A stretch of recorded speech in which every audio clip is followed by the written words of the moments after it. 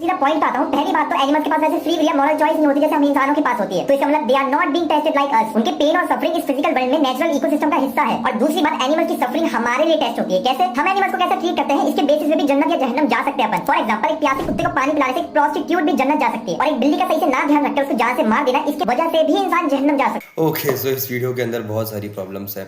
देखो, problem of evil का argument ये होता है कि इस दुनिया में ईवल क्यों है, जबकि एक ऐसा गॉड असर्ट किया जाता है जो कि ओमनीपोटेंट, ओमनीशिएंट और ओमनीबेनेवलेंट है। तो इस दुनिया में ईवल क्यों है, वो उसे एलिमिनेट क्यों नहीं कर देता? जिसके पॉसिबल 3 रीजंस हो सकते हैं कि आइदर वो ओमनीपोटेंट नहीं है, आइदर वो ओमनीशिएंट नहीं है, या फिर आइदर वो ओमनीबेनेवलेंट नहीं है। This is the whole argument. अब इसके रिस्पॉन्स में कई सारे मुस्लिम्स ये रिस्पॉन्स देते हैं कि देखो ये जो दुनिया है ये एक डिवाइन टेस्ट है, यानी गाजा और फिलिस्तीन में जो बच्चे मर रहे हैं वो डिवाइन टेस्ट का शिकार हो रहे हैं, अल्लाह हमारा टेस्ट ले रहे हैं। अब इसी के खिलाफ में, और ये सिर्फ इस्लामिस्ट नहीं, कई सारे लोग इस्तेमाल करते हैं, और इसी के रिस्पॉन्स में एक आर्ग्यूमेंट आता है कि चलो ठीक है, मान लिया इंसानों का टेस्ट हो रहा है इसलिए उनके साथ ईवल होता है, जानवरों का क्या? जैसे कि जंगल के अंदर एक हिरण को एक शेर ने मार के खा गया, उसमें हिरण की क्या गलती थी? हिरण का कौन सा टेस्ट हो रहा है? ठीक है, और इसे कहते हैं the problem of animal suffering. Now this is considered to be one of the hardest arguments against God's existence. Why? Because इससे ये साबित होता है कि जो ईवल इस दुनिया में एग्जिस्ट कर रहा है, खासकर नेचुरल ईवल, वो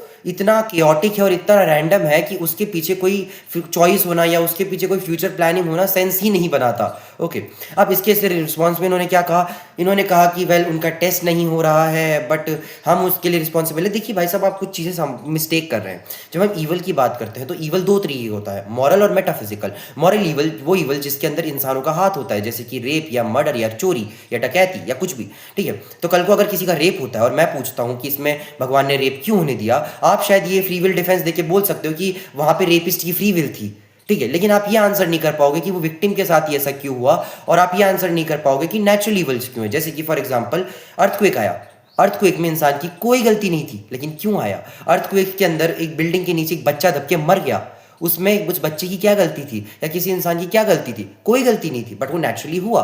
this is why it that's why this is considered to be one of the hardest problems against God's existence. But आपने उसको आंसर नहीं किया। You are confusing moral evil with metaphysical evil. आपने बोला कि अगर हम एक बिल्ली को पानी ना दें तो वो मर जाए तो हमारी गलती होगी, या कुत्ते को पानी ना दें तो मर जाए वो हमारी, वो बात ही नहीं है। बात हम वो नहीं कर रहे हैं, हम नेचुरल इवल्स की बात कर रहे हैं। जैसे कि एक कुत्ता चल रहा है और एकदम से उसके ऊपर एक शेर हमला कर दे और उसको फाड़ कर डाले, या फिर एक बिल्ली चल रही है और एकदम से उसके ऊपर बिल्डिंग गिर जाए क्योंकि उस टाइम उधर अर्थक्वेक आ रहा है। That's the whole point of this argument which you are misunderstanding.